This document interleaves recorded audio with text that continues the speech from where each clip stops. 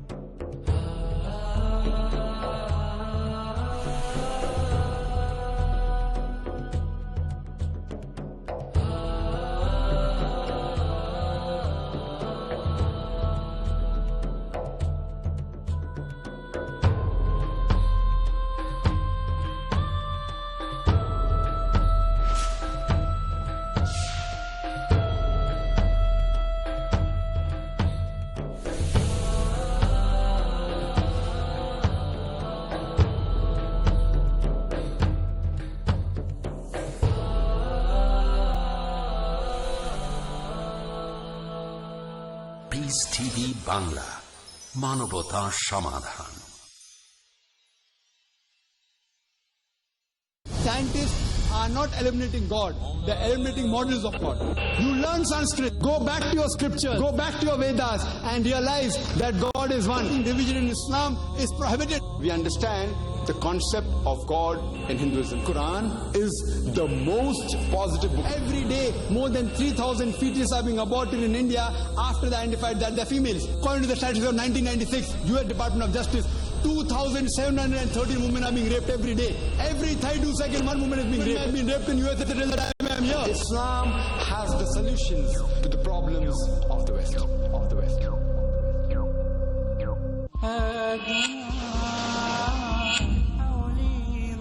What is the meaning of the word fundamentalist? The concept of jihad. Who are terrorists? Who marry more than one wife. They're labeled as terrorists, fundamentalists, who spread the religion with the sword. These few misconceptions at the back of their mind will prevent them from accepting the beauty of Islam. দ্বিতীয়ত, ইসলাম সম্পর্কে যে বড় ভুল ধারণা আছে তা হচ্ছে জিহাদ শব্দটার ব্যাপারে। এটা শুধু অমুসলিমদের মধ্যেই নয়, এমনকি এই ধারণাটা রয়েছে মুসলিমদের মধ্যেও। মুসলিম অমুসলিম উভয়ই মনে করে যে কোনো যুদ্ধ যে কোনো কারণে যে কোনো মুসলিম করলে, হোক তা ব্যক্তিগত স্বার্থ, হোক সম্পত্তির জন্য, অথবা হোক এলাকার জন্য, অথবা ভাষার জন্য, তাকে বলা হয় জিহাদ। যে কোনো যুদ্ধ যে কোনো কারণে যে কোনো মুসলিম করলে, হোক ব্যক্তিগত স্বার্থ, সম্পত্তি, সুনাম, এলাকা, সেটা আসলে জিহাদ না। জিহাদ এসেছে আরবি শব্দ জাহাদা থেকে, যার মানে চেষ্টা করা, যার মানে সংগ্রাম করা। ইসলামের দৃষ্টিতে এর মানে চেষ্টা ও সংগ্রাম করা কারো নিজের মন্দ প্রবৃত্তির বিরুদ্ধে। জিহাদের আরো একটা মানে সমাজের উন্নতির জন্য চেষ্টা সংগ্রাম করা। জিহাদের আরো মানে যুদ্ধক্ষেত্রে প্রতিরোধ করতে চেষ্টা ও সংগ্রাম করা। জিহাদ অত্যাচারের বিরুদ্ধে প্রতিরোধকেও বোঝায়। জিহাদের মূল অর্থ হচ্ছে চেষ্টা ও সংগ্রাম করা। যেমন ধরেন, যদি কোনো ছাত্র পরীক্ষায় পাশের জন্য চেষ্টা সংগ্রাম করে থাকে, আরবিতে আমরা বলি সে জিহাদ করছে। সুতরাং জিহাদের মূল অর্থ চেষ্টা ও সংগ্রাম করা। অধিকাংশ মানুষের, মুসলিম বা অমুসলিম যাই হোক না কেন, উভয়ের একটা ভুল ধারণা আছে যে জিহাদ হচ্ছে ইসলামের যুদ্ধ, শুধু মুসলিমরাই এটা করতে পারে। কোরআনে অনেক আয়াত আছে যা বলছে যে অমুসলিমরাও জিহাদ করে। কোরআনে আল্লাহ বলেন, সূরা লুকমান অধ্যায় নম্বর 31 আয়াত নম্বর 14, আমি মানুষকে তার বাবা মার প্রতি সদয় হওয়ার নির্দেশ দিয়েছি। তার মা তাকে কষ্টের পর কষ্ট সহ্য করে গর্ভে ধারণ করে থাকে। এটা বলছে সকল মানুষকে বাবা মার প্রতি সদয় হতে হবে, বিশেষ করে মায়ের প্রতি। এর পরের আয়াতেই সূরা লুকমান অধ্যায় নম্বর 31 আয়াত নম্বর 15, কিন্তু যদি তোমার বাবা মা জিহাদ করে, চেষ্টা ও সংগ্রাম করে, আল্লাহ সুবহানাহু ওয়া তাআলার সাথে অন্য কাউকে অংশীদার করতে যে বিষয়ে তোমার কোনো জ্ঞান নেই, তাদের কথা মানবে না, তবে তাদের সাথে সদয় ও সৎভাবে বসবাস করো। এখানে কোরআন বলছে, যখন অমুসলিম বাবা মা সন্তানকে জোর করে শিরক করতে, অর্থাৎ সর্বশক্তিমান স্রষ্টা আল্লাহ সুবহানাহু ওয়া তাআলা ব্যতীত অন্যের ইবাদত করতে তাদের মান্য করবে না, তবুও তাদের সাথে সদয় ও সৎভাবে বসবাস করো। কোরআনে এই কথা আবারও আছে, সূরা আনকাবুত অধ্যায় নম্বর 29 আয়াত নম্বর 8, বাবা মার প্রতি সদয় ব্যবহার করতে মানুষকে নির্দেশ দিয়েছি।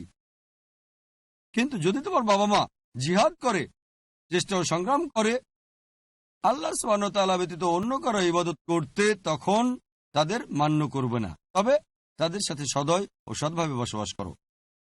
কোরআন বলছে সূরা নিসা অধ্যায় নম্বর 4 আয়াত নম্বর 76, বিশ্বাসীরা আল্লাহ সুবহানাহু ওয়া তাআলার পথে যুদ্ধ করে, আর অবিশ্বাসীরা শয়তানের পথে যুদ্ধ করে থাকে। এখানে কোরআন জিহাদ ফি সাবিলিল্লাহর কথা বলছে, যেটা সঠিক। অন্যটা জিহাদ ফি সাবিলি শয়তান। শয়তানের পথে যুদ্ধ করাকে জিহাদ ফি সাবিলি শয়তান বলা হয়। বিভিন্ন প্রকারের জিহাদ আছে, কিন্তু শুধু জিহাদ বলা হলে এটা নিশ্চিতভাবে অধিকাংশ ক্ষেত্রে জিহাদ ফি সাবিলিল্লাহ, নির্দিষ্ট করা না হলে। অন্যথায় এটা বোঝা যায়, যখন কোনো মুসলিম জিহাদ শব্দটা ব্যবহার করে, বোঝা যায় এটা জিহাদ ফি সাবিলিল্লাহ, যদি না প্রসঙ্গ অনুযায়ী এটাকে নির্দিষ্ট করা হয়। জিহাদ শব্দটা সম্পর্কে আরেকটা ভুল ধারণা হচ্ছে, শুধু অমুসলিমরাই নয়, বরং তথাকথিত মুসলিম পণ্ডিতরাও এটাকে ভাষান্তর করে থাকে পবিত্র যুদ্ধ।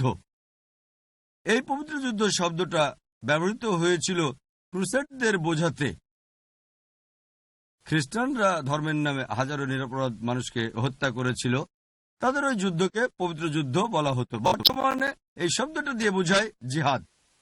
যখন কোনো প্রাচ্যবিদ ব্যবহার করেন জিহাদকে পবিত্র যুদ্ধ, দুর্ভাগ্যবশত কিছু তথাকথিত মুসলিম পণ্ডিত জিহাদকে পবিত্র যুদ্ধ রূপে ভাষান্তর করে থাকেন। আরবিতে পবিত্র যুদ্ধ শব্দটা হলো হারবুম মুকাদ্দাসা। এই হারবুম মুকাদ্দাসা কোরআনের কোথাও পাওয়া যাবে না, এমনকি রাসূল সাল্লাল্লাহু আলাইহি সাল্লামের হাদিসেও এটা কোথাও পাওয়া যায় না। জিহাদের মূল অর্থ হচ্ছে চেষ্টা ও সংগ্রাম করা। আমরা কি করব? আমাদের কুপ্রবৃত্তির বিরুদ্ধে চেষ্টা ও সংগ্রাম করব। আমরা চেষ্টা ও সংগ্রাম করে যাব আল্লাহ সুবহানাহু ওয়া তাআলার পথে। আমাদের চেষ্টা ও সংগ্রাম করা উচিত কোরআনে আল্লাহর নির্দেশনা অনুসরণ করতে। আর আমার মতে দাওয়া হচ্ছে বর্তমানে জিহাদের একটা গুরুত্বপূর্ণ ক্ষেত্র। ইসলামের বাণী পৌঁছে দেয়া তাদের কাছে যাদের এ ব্যাপারে কোনো জ্ঞান নেই।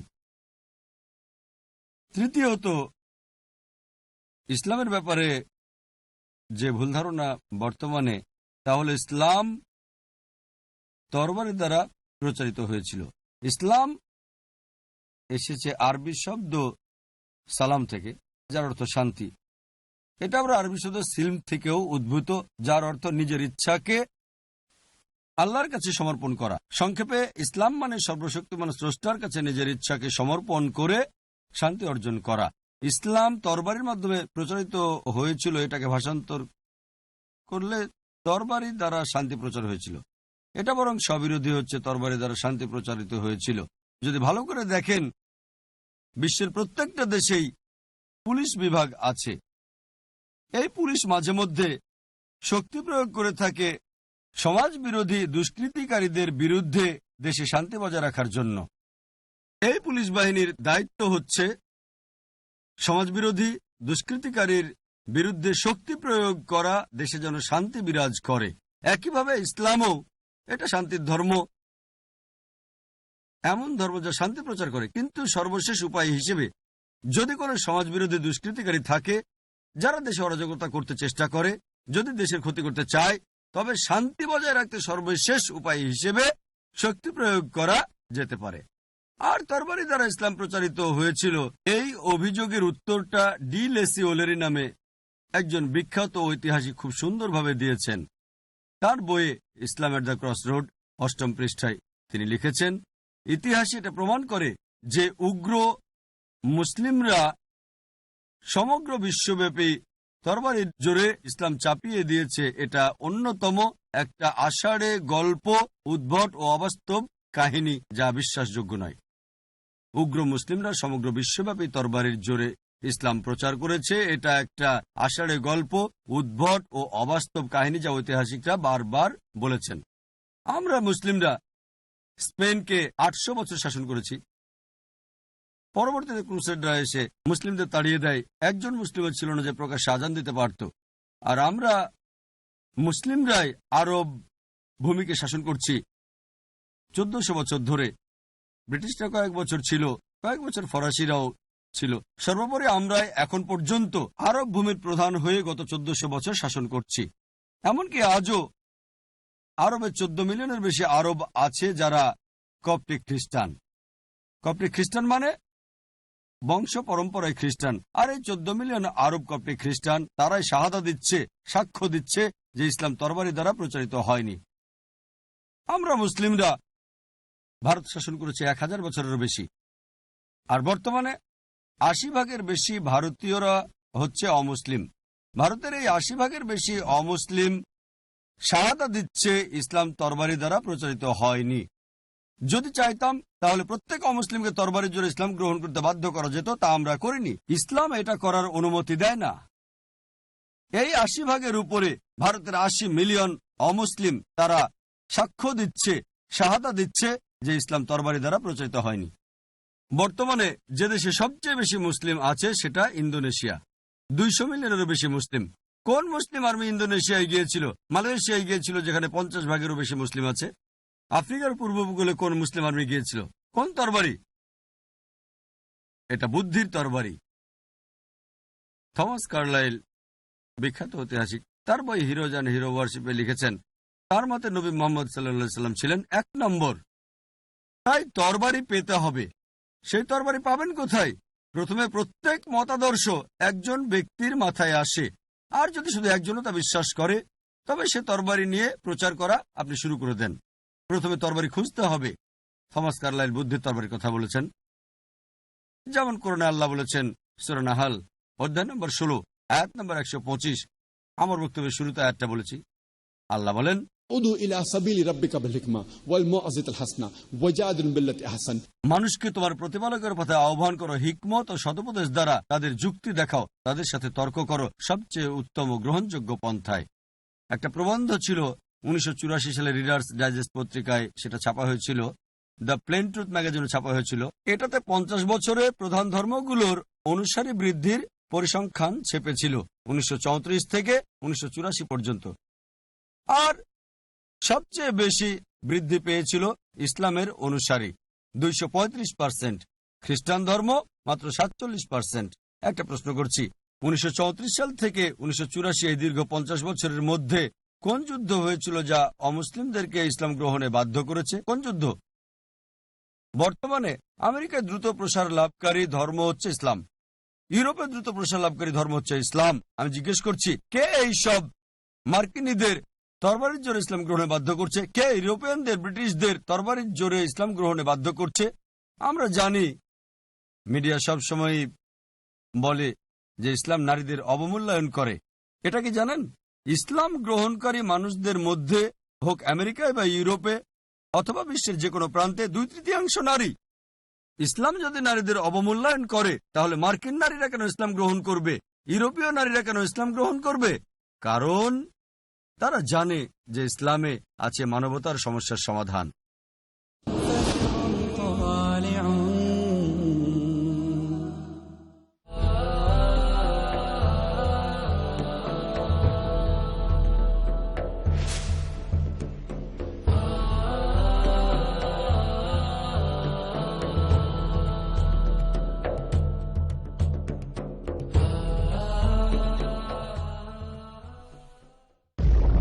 Why adopt a Muslim character? I'm your host, Yusuf Estes. Why follow the prophetic way? We're going to be talking about some of the most important things about Islam today. Why worship none but Allah? Is Islam essential to uproot existing evils from the world? What it's all about, why we're here, and so much more. To get answers to your queries, দেখুন ইসলামের গল্প বলো প্রতি বৃহস্পতিবার সন্ধ্যা ৭টায় পুনঃ সম্প্রচার দুপুর ১টায় বাংলাদেশে পিস টিভি বাংলায়। He faces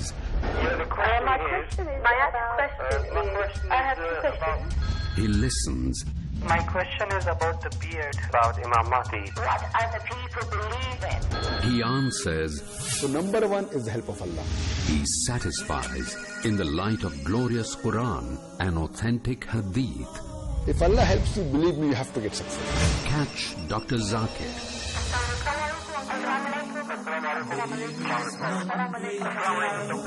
Then we have the next call, please. To get convincing and valid answers, dial করুন ডক্টর জাকিরকে প্রতি শনিবার রাত 7:30টায় পুনঃ সম্প্রচার সকাল 9:30টায় বাংলাদেশে পিস টিভি বাংলায়। দৃঢ় বিশ্বাস, সচেতন জ্ঞান। দ্বীনকে সত্যিকার অনুসরণ ওই ব্যক্তিই করতে সক্ষম হবে যে ব্যক্তি নিজেকে আল্লাহ রাব্বুল আলামিনের কাছে আত্মসমর্পণ করবে। ধার্মিকতা, তুমি সত্যিকার ভাবে ইসলাম গ্রহণ করো, আত্মসমর্পণ করো। ন্যায়নিষ্ঠতা, একজন প্রকৃত মুসলিম ব্যক্তি তার জীবনকে পরিচালনা করার জন্য আল্লাহর বিধানের সামনে সে সত্যিকার ভাবে আত্মসমর্পণ করবে। ডক্টর মোহাম্মদ সাইফুল্লাহ মাদানী। তোমরা সত্যিকার মুসলিম না হয়ে, আদর্শ মুসলিম না হয়ে তোমরা মৃত্যুবরণ করো না। জানুন একজন প্রকৃত মুসলিম হওয়ার বিভিন্ন নীতিমালা। দেখুন আদর্শ মুসলিম, করণীয় ও বর্জনীয়। পরবর্তী অনুষ্ঠান পিস টিভি বাংলায়।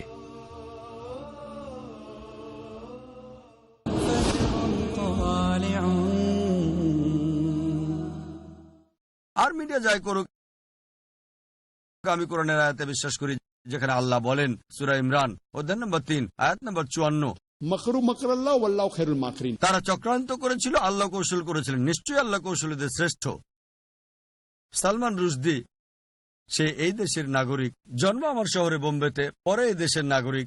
ইসলামের বিরুদ্ধে সে লিখেছিল স্যাটানিক ভার্সেস, আমাদের নবীজির বিরুদ্ধে। কর্মটা খারাপ, প্রতিবাদ করতে হবে।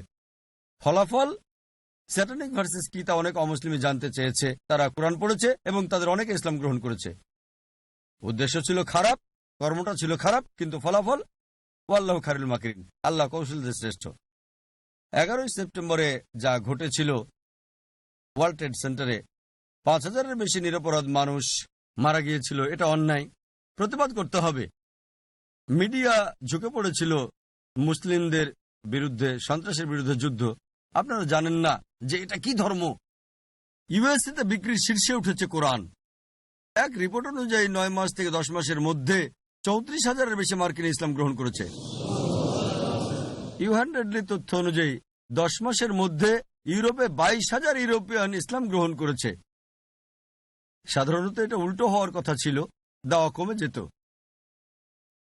আলহামদুলিল্লাহ, মিডিয়া যতই ইসলামকে দমন করতে, ক্ষতি করতে চাইছে, আলহামদুলিল্লাহ তাদের চক্রান্ত নস্যাৎ হচ্ছে। আলহামদুলিল্লাহ, মুসলিমদের কণ্ঠিত হওয়া উচিত নয়, উচিত সত্য প্রকাশ করা, সত্যে অবিচল থাকা। আমাদের উচিত শান্তির ধর্ম প্রচার করা। আল্লাহ প্রতিজ্ঞা করেছেন সব মিলিয়ে 3টারও বেশি জায়গায়। আল্লাহ বলেন সূরা সাফ অধ্যায় 61 আয়াত নম্বর 9, সূরা তাওবা অধ্যায় 9 আয়াত নম্বর 33। هو الذي أرسل رسوله بالهدى والدين الحق ليظهره على الدين كله ولو كره المشركون।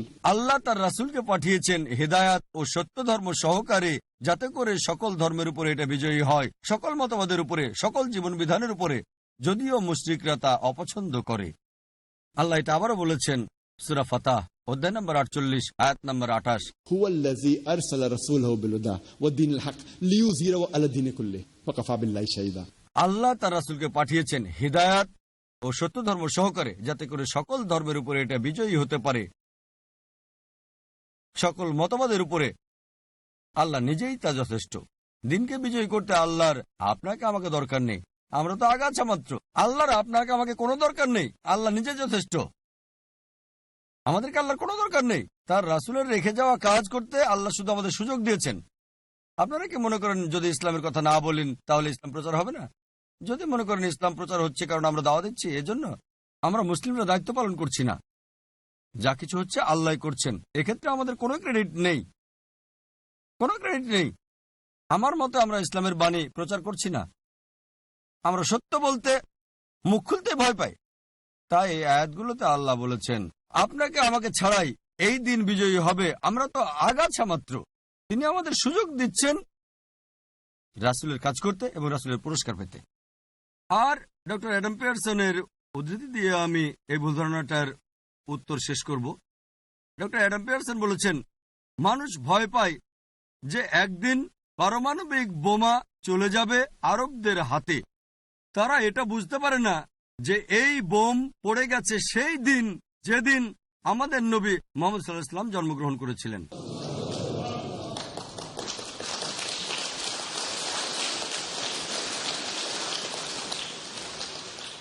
মুসলিমদের জিজ্ঞাসিত চতুর্থ প্রশ্ন, ইসলাম কেন পুরুষকে একের অধিক বিয়ের অনুমতি দেয়? 11 সেপ্টেম্বরের আগে 1 নম্বর প্রশ্ন ছিল এটা, এখন তালিকার নিচে নেমে গেছে 4 নম্বর প্রশ্ন। তবুও আছে এটা শীর্ষ 20-এর মধ্যেই।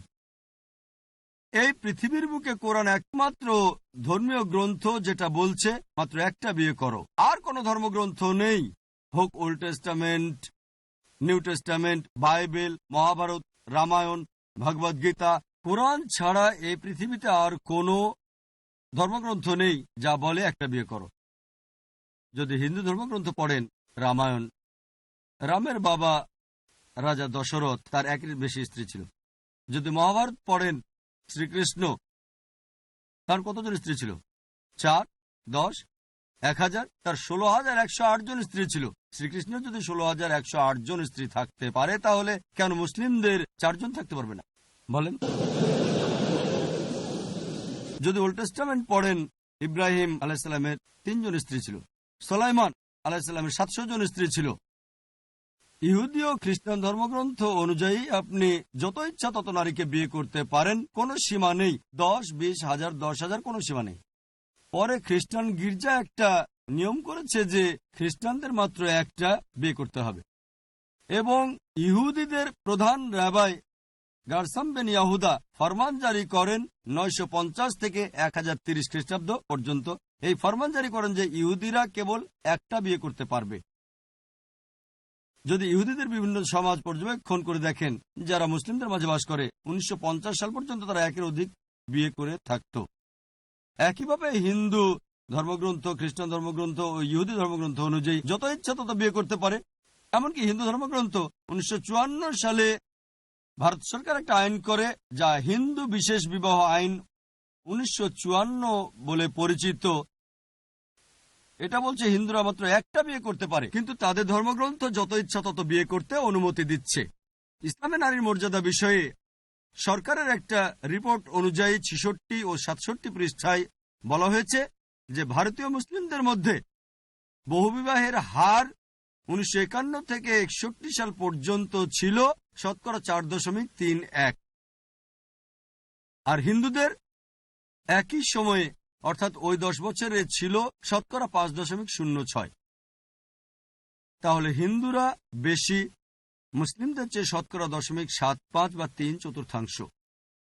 যদিও ভারত সরকার এটা অনুমতি দেয়নি, তারা মুসলিমদের চেয়ে বেশি বহুবিবাহ করে। আসুন দেখি কোরআন কি বলছে। কোরআন বলছে সূরা নিসা অধ্যায় নম্বর 4 আয়াত 3, বিয়ে করো তোমার পছন্দের নারীকে 2, 3 অথবা 4। যদি সুবিচার করতে না পারো তাহলে একটা করো। যদি সুবিচার করতে না পারো তাহলে একটা বিয়ে করো। এই কথাটা শুধু কোরআনেই বলা হয়েছে, অন্য কোনো ধর্মগ্রন্থে না। আপনি পছন্দ মতো 2, 3 বা 4টা বিয়ে করতে পারেন, কিন্তু যদি সুবিচার করতে না পারেন তাহলে একটা। কোরআন বলছে সূরা নিসা অধ্যায় 4 আয়াত 129, তোমার স্ত্রীদের প্রতি সমান বিচার করতে পারবে না, তাদের সবার থেকে মুখ ফিরিয়ে নিও না। তার মানে কঠিন, অর্থাৎ 4টা বিয়ে করা ইসলামে আবশ্যিক বা ফরজ না। অনেকেই মনে করে একাধিক বিয়ে করা ফরজ। এটা ঐচ্ছিক, করতে পারেন, অনুমতি আছে সর্বোচ্চ 4টা। কিন্তু যদি একাধিক বিয়ে করেন আর সমান বিচার করতে না পারেন, সমস্যায় পড়ে যাবেন। ইসলাম কেন মানুষকে একের অধিক বিয়ে করতে অনুমতি দিয়েছে, আসুন আমরা এটা বিশ্লেষণ করে দেখি। প্রাকৃতিকভাবেই ছেলে মেয়ে একই অনুপাতে জন্মগ্রহণ করে, কিন্তু বর্তমান চিকিৎসা বিজ্ঞান বলছে যে মেয়ে শিশুর বেশি রোগ প্রতিরোধ ক্ষমতাটা ছেলে শিশুর চেয়ে। এই কারণে মেয়ে শিশুর তুলনায় ছেলে শিশুর মৃত্যুর হার বেশি। যে কোনো শিশু বিশেষজ্ঞই সাক্ষ্য দেবে এটা। চিকিৎসা বিজ্ঞানের দৃষ্টিতে ছেলে শিশুর তুলনায় মেয়ে শিশু বাঁচে বেশি। তারা ছেলে শিশুর চেয়ে বেশি রোগ প্রতিরোধ করতে পারে। তাই শিশুদের মধ্যেও ছেলের তুলনায় মেয়ের সংখ্যা বেশি থাকে, বড় হতে থাকে। আর ধূমপানের কারণে, মাদকের কারণে, অ্যালকোহল, দুর্ঘটনার কারণে, যুদ্ধের কারণে নারীর চেয়ে পুরুষ বেশি মারা যায়। আর মানুষের গড় আয়ু পুরুষের তুলনায় নারীর বেশি। আর বর্তমান বিশ্বে পুরুষের চেয়ে নারীর সংখ্যা অনেক বেশি। ভারতের মতো তৃতীয় বিশ্বের কিছু দেশ ব্যতীত এক্ষেত্রে পুরুষের তুলনায় নারীর সংখ্যা কম। এর প্রধান কারণ হচ্ছে মেয়ে শিশু হত্যা করা। বিবিসিতে একটা অনুষ্ঠান করেছিলেন সাংবাদিক এমিলি বেকানান, নাম ছিল অ্যাসাইনমেন্ট, পর্বের নাম ছিল লেট হার ডাই। তিনি বলেন যে প্রত্যেক দিন ইন্ডিয়াতে নারী ভ্রূণ চিহ্নিত করে 3000-এরও বেশি ভ্রূণ হত্যা করা হচ্ছে। এটাকে যদি 365 দিয়ে গুণ করেন, প্রতি বছর 1 মিলিয়নেরও বেশি নারী ভ্রূণ চিহ্নিত করে হত্যা করা হচ্ছে। তামিলনাড়ুর সরকারি হাসপাতালের একটা রিপোর্ট অনুযায়ী নারী শিশুদের প্রতি 5 জনে 4 জনকে হত্যা করা হচ্ছে। আমরা যদি নারী ভ্রূণ হত্যা বা নারী শিশু হত্যার মতো নিকৃষ্ট কাজটা বন্ধ করতে পারি, এমনকি ভারতেও কয়েক দশকের মধ্যেই পুরুষের চেয়ে নারীর সংখ্যা বেড়ে যাবে। শুধু নিউ ইয়র্কেই পুরুষের চেয়ে নারীর সংখ্যা 1 মিলিয়নেরও বেশি। যুক্তরাষ্ট্রে পুরুষের চেয়ে নারীর সংখ্যা 7.8 মিলিয়নের বেশি। শুধু ইউকেতে, আপনাদের এই দেশে পুরুষের চেয়ে নারীর সংখ্যা 4 মিলিয়নেরও বেশি। শুধু জার্মানিতে পুরুষের চেয়ে নারীর সংখ্যা 5 মিলিয়ন বেশি। শুধু রাশিয়াতে পুরুষের চেয়ে নারীর সংখ্যা 9 মিলিয়নেরও বেশি। আর একমাত্র আল্লাহ ভালো জানেন পুরো বিশ্বে পুরুষের তুলনায় নারীর সংখ্যা কত বেশি। ধরেন অমুসলিমদের সাথে আমি একমত হলাম, একজন পুরুষ একজন নারীকে বিয়ে করবে, আর আমার বোন আমেরিকাতে বাস করছে অথবা ব্রিটেনে বাস করছে, ইউকেতে, আর বাজার যদি মন্দা থাকে, আপনার বোন এখানে আছে আর বাজার মন্দা, প্রত্যেক পুরুষ একজন যারা জীবন সঙ্গী খুঁজে পাবে না। এখন আমার বোনের জন্য উপায় থাকবে, আলহামদুলিল্লাহ সে ভারতে বাস করছে, এখানে বাস করছে না, এটা শুধু একটা উদাহরণ দিচ্ছে। যদি সে এখানে বাস করে ইউকেতে আর বাজার যদি মন্দা থাকে, অথবা আপনার বোন এখানে আর বাজার মন্দা, আর প্রত্যেক পুরুষ একজন স্ত্রী পেয়ে গেছে, তখন তার জন্য যে উপায় থাকবে তা হচ্ছে হয় সে এমন পুরুষকে বিয়ে করবে যার স্ত্রী আছে, অথবা জনগণের সম্পত্তি। জনগণের সম্পত্তি, ভাই জাকির এমন কটু শব্দ, আমি বলি এর চেয়ে ভালো শব্দ ব্যবহার আমি করতে পারি না। এর চেয়ে ভালো শব্দ আমার জানা নেই। মানুষ আমাকে বলে জনগণের সম্পত্তি বলতে কি বোঝান? আমি যারা এক আল্লাহর ইবাদত করে, কোরআন এবং হাদিসের ওপর আমল করে, আল্লাহ পাক রব্বুল আলামিন তাদেরকে সফল করে। আমি মতিউর রহমান, শেখ মতিউর রহমান মাদানী। কি করলে আল্লাহ পাক রাজি হবেন? দেখুন ইসলামের স্তম্ভ, দেখুন ইসলামের খুঁটি সমূহ, প্রতি বুধবার সন্ধ্যা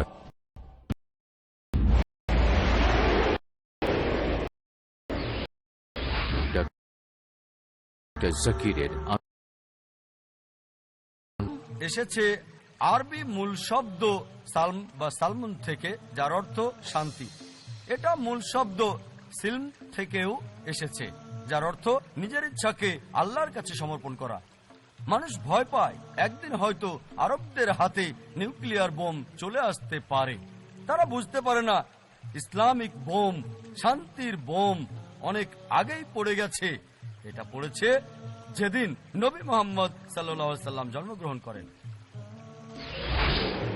পিস টিভি বাংলা, মানবতার সমাধান।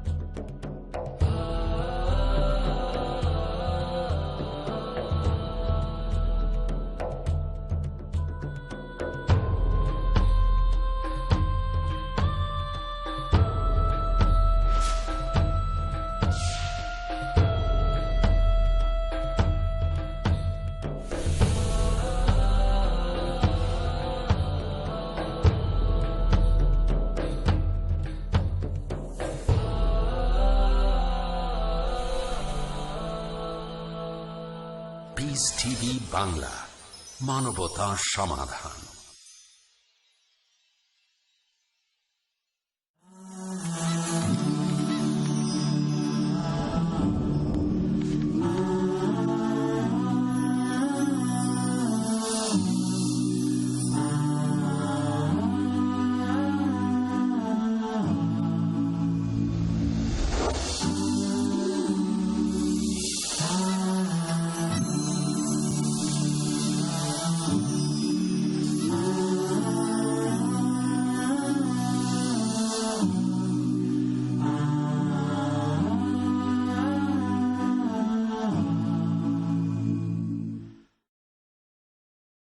আসসালামু আলাইকুম ওয়া রাহমাতুল্লাহি ওয়া বারাকাতুহু।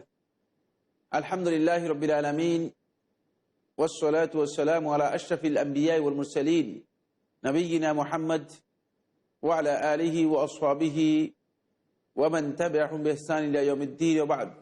সুপ্রিয় দর্শক শ্রোতা, পিস টিভির আয়োজনে আপনারা যারা আমাদের অনুষ্ঠান দেখছেন, শুরুতেই আপনাদের স্বাগত জানাচ্ছি। সুপ্রিয় দর্শক ভাই বোনেরা, আপনারা জানেন অত্যন্ত গুরুত্বপূর্ণ জীবন ঘনিষ্ঠ একটি বিষয় নিয়ে ইতিমধ্যে আমরা আপনাদের সাথে আলোচনা শুরু করেছি। সেই বিষয়টি হচ্ছে একজন আদর্শ মুসলিমের করণীয় ও বর্জনীয়। আমরা ইতিমধ্যে আদর্শ মুসলিম ব্যক্তির বর্জনীয় কাজগুলো শুরু করেছি। আমরা প্রথম যে বর্জনীয় কাজ সেটি আপনাদের দৃষ্টি আকর্ষণ করেছি। একজন আদর্শ মুসলিম ব্যক্তি শিরক এবং শিরকের দিকে মানুষদেরকে পরিচালিত করে, ধাবিত করে এমন সব কাজ, কথা, বিশ্বাস সবকিছু থেকে নিজেকে বিরত রাখবে এবং সব কিছুকে তিনি বর্জন করবেন। এই পয়েন্টের মধ্যে কতগুলো বিষয় আমরা আপনাদের সামনে দৃষ্টি আকর্ষণ করেছি। গত পর্বে আমরা বলেছি যে ওলামায়ে কেরাম হুকুমের দিক থেকে শিরকে দুই ভাগে ভাগ করেছেন। শিরকুল আকবর, শিরকে আকবরের পরিচয় আমরা দিয়েছি এবং এরপর বলেছি যে শিরকে আকবর সংগঠিত হয়ে থাকে চারটি দিক থেকে। বেশিরভাগ ক্ষেত্রে এই চারটি পয়েন্টই বা চারটি ক্ষেত্রে শিরকে আকবর হয়ে থাকে। এক নম্বর যে শিরকে আকবর হয়ে থাকে সেই পয়েন্টে আমরা আলোচনা করতেছিলাম। দোয়ায়ের ক্ষেত্রে দেখা যায় যে বেশিরভাগ ক্ষেত্রেই লোকেরা শিরকে আকবরে লিপ্ত হয়ে যায়। আল্লাহ রাব্বুল আলামিনের কাছে দোয়া করব, আমাদের দোয়া হবে একমাত্র আল্লাহ সুবহানাহু ওয়া তাআলা। আমাদের মাদউ হচ্ছেন আল্লাহ সুবহানাহু ওয়া তাআলা, যার কাছে আমরা দোয়া করব। কিন্তু দেখা যায় যে দোয়ায়ের ক্ষেত্রে আমরা শিরকে লিপ্ত হয়ে যাই, শিরকে পতিত হয়ে যাই। এর মধ্যে অনেকেই দোয়াকে সত্যিকারভাবে উপলব্ধি করতে পারি না। দোয়া হচ্ছে ইবাদত। রাসূলুল্লাহ সাল্লাল্লাহু আলাইহি ওয়াসাল্লাম হাদিসের মধ্যে, সুতরাং কোন বান্দার জন্য যেভাবে আল্লাহ রাব্বুল আলামিন ছাড়া গায়রুল্লাহর জন্য ইবাদত করা জায়েজ নেই, ঠিক তেমনি ভাবে আল্লাহ রাব্বুল আলামিন ছাড়া অন্য কারো কাছে দোয়া করা জায়েজ নেই। এই হাদিসটি ইমাম তিরমিজি রাহমাতুল্লাহ তাআলা সুনানের মধ্যে বর্ণনা করেছেন, হাদিস নম্বর 2569। সুপ্রিয় দর্শক ভাই বোনেরা, তাহলে আমরা বুঝতে পারলাম দোয়া একটি ইবাদত, তাই আল্লাহ রাব্বুল আলামিন ছাড়া আর গায়রুল্লাহর জিনিসটা করা যাবে না। কিন্তু দুঃখজনক বিষয় হচ্ছে এই, আমরা অনেকে মনে করে থাকি যে মনে হয় দোয়া গায়রুল্লাহ ছাড়া অন্যের জন্য করা যায় রয়েছে, অন্যের কাছেও করা যায়। তাই আমরা বিভিন্ন মানুষকে আমরা দোয়ার জন্য তাদের কাছে চলে যাই, তাদের কাছে আমরা দোয়া করি, তাদেরকে বলি যে আমাদেরকে দেন, আমাদেরকে সন্তান দেন। এমনকি আমাদের সমাজের মধ্যে এমন কিছু লোকও আছে যারা মনে করে যে আমরা মানুষদেরকে সন্তান দিতে পারি, অমুক সন্তান দেয়, এই ধরনের পত্র পত্রিকার মধ্যে আপনারা অনেক দেখেছেন। তাদের সন্তান দেওয়ার অধিকার কে দিল? কিভাবে তারা সন্তান দেওয়ার অধিকার রাখে? এর কারণ একটাই, সেটা হলো এই, শয়তান তাদের মাধ্যমে মূলত আল্লাহর বান্দাদেরকে পথভ্রষ্ট করার জন্য, আল্লাহর বান্দাদেরকে আল্লাহ রাব্বুল আলামিনের উবুদিয়ত থেকে, আল্লাহ রাব্বুল আলামিনের গোলামি থেকে শিরকের মধ্যে নিমজ্জিত করার জন্য শয়তান এই প্রতারণার কাজ চালু করেছে। এটি মহাপ্রতারকের কাজ। আর এই দাবি সত্যিকার তাগুতের কাজ, যে আমি সন্তান দিতে পারি, আমি জীবন দিতে পারি, আমি মৃত্যু দিতে পারি, যে হ্যাঁ তোমার হায়াত ছিল না, তোমার হায়াত বর্ধিত করে দিলাম, এমন দাবি করা এটি সত্যিকারভাবে কোনো ব্যক্তির জন্য বৈধ নয়। যদি কেউ দাবি করে থাকেন তিনি সত্যিকারভাবে পথভ্রষ্ট এবং লোকদেরকেও পথভ্রষ্ট করছেন, লোকদেরকেও হিদায়াত থেকে মাহরুম করে শিরকের দিকে আহ্বান করছেন। তাই দোয়া এর ক্ষেত্রে শিরক। সুপ্রিয় দর্শক ভাই বোনেরা, এই পয়েন্টে আর বেশি আলোচনা করব না, শুধু এতটুকু মুলাখাস, এতটুকু মূল কথা বলতে চাই। সেটি হচ্ছে যে কোন বান্দা যদি দোয়া এর ক্ষেত্রে আল্লাহ রাব্বুল আলামিন ছাড়া অন্য কারো কাছে দোয়া করে এবং মনে করে যে অন্যের কাছে দোয়া করলে তার এই মতলব হাসিল হবে, তার এই উদ্দেশ্য পূরণ হবে, তাহলে সে ব্যক্তি আল্লাহ রাব্বুল আলামিনের সাথে শিরক করলো। আর সেটা আমাদের বেশিরভাগ ক্ষেত্রে হয়ে থাকে। আল্লাহ রাব্বুল আলামিন বারবার আমাদেরকে বলেছে, ইন্নাল্লাযীনা তাদউনা মিন দুনিল্লাহি ইবাদুন আমসালুকুম, যে আল্লাহ রাব্বুল আলামিনকে বাদ দিয়ে যাদেরকে তোমরা আহ্বান করছো, এই কবরস্থ ব্যক্তি, এই তথাকথিত পীর, এই তথাকথিত বুজুর্গ, এই তথাকথিত গৌস, এই তথাকথিত তোমাদের কুতুব ইত্যাদি, যাদেরকে তোমরা আহ্বান করছো, যাদেরকে আহ্বান করছো, ইন্নাল্লাযীনা তাদউনা মিন দুনিল্লাহি, আল্লাহ রাব্বুল আলামিনকে বাদ দিয়ে, ইবাদুন আমসালুকুম, এরা হচ্ছে তোমাদের মতোই আল্লাহর বান্দা, আর কিচ্ছু না। এরা তোমাদের কোনো কল্যাণ করতে পারবে না, এরা তোমাদের কোনো ক্ষতি করতে পারবে না, এরা তোমাদের জন্য কোনো ফায়দা নিয়ে আসতে পারবে না। তোমাদেরকে তারা যে প্রতিশ্রুতি দিচ্ছে এটি শয়তানের মতো মিথ্যা প্রতিশ্রুতি, এটি তারা কখনো বাস্তবায়ন করতে পারবে না। তাই দোয়ার ক্ষেত্রে আল্লাহ রাব্বুল আলামিনের সাথে শিরক করা যাবে না। একমাত্র দোয়া করবো আল্লাহ রাব্বুল আলামিনের কাছে, দুনিয়ার কোনো মানুষের কাছে, দুনিয়ার কারো কাছে আমরা দোয়া করব না।